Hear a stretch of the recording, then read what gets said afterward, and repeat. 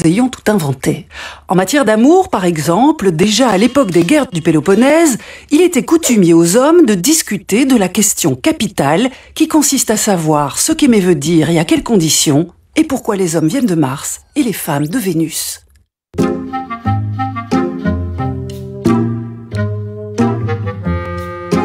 La question de l'amour a été débattue avec passion lors d'une soirée mémorable et mémorablement alcoolisée que le philosophe Platon raconte dans un livre célèbre intitulé « Le banquet ». Le banquet réunit plusieurs convives, dont un philosophe, un médecin, un auteur de théâtre, un poète, un amant jaloux, et chacun des invités au banquet y va de sa thèse. L'amour est-il un dieu qui nous frappe de ses flèches en plein cœur? L'amour est-il une chose vulgaire pour des gens vulgaires à qui il faut préférer des préoccupations moins futiles? Est-ce une harmonie qui gouverne le monde? Est-ce un attrait purement sexuel ou est-ce une affaire d'âme? Parmi un grand nombre d'hypothèses soulevées lors de ce banquet, une thèse d'Aristophane est arrivée jusqu'à nous. Il s'agit d'une conception de l'amour comprise comme nostalgie d'une fusion bienheureuse que Freud appellera plus tard le désir archaïque. Aristophane raconte qu'à l'origine, il existait 3 catégories d'êtres humains et non 2 comme aujourd'hui. Le mâle, qui est un fils du soleil, la femelle, qui est une fille de la terre, et l'androgyne, un 3e sexe, enfant de la lune.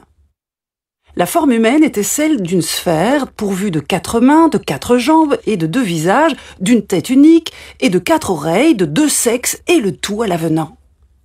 Les humains se déplaçaient en avant ou en arrière comme des culbutos sur leurs 8 membres avec une vélocité fulgurante.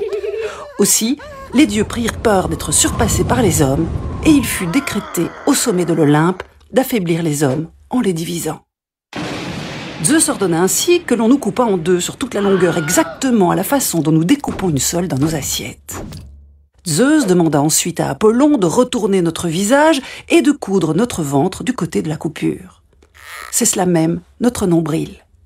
La cicatrice de la blessure qui nous rappelle à chaque instant que nous avons été séparés de notre moitié perdue.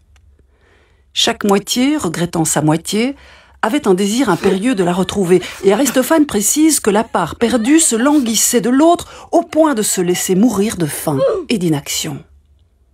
Zeus fut pris de pitié, et il décida de déplacer les organes sexuels à l'avant du corps. Et ainsi naquit le plaisir sexuel destiné à soulager les amants de la perte originelle de leur moitié perdue. Depuis lors, certains hommes recherchent leur moitié perdue d'homme, certaines femmes recherchent leur moitié perdue femme, tandis que l'androgyne, cette forme mixte composée des 2 sexes féminins et masculins, recherche un partenaire hétérosexuel. Et voilà comment un mythe ancien explique de manière moderne et sans stéréotype de genre le mystère de l'attirance entre les sexes.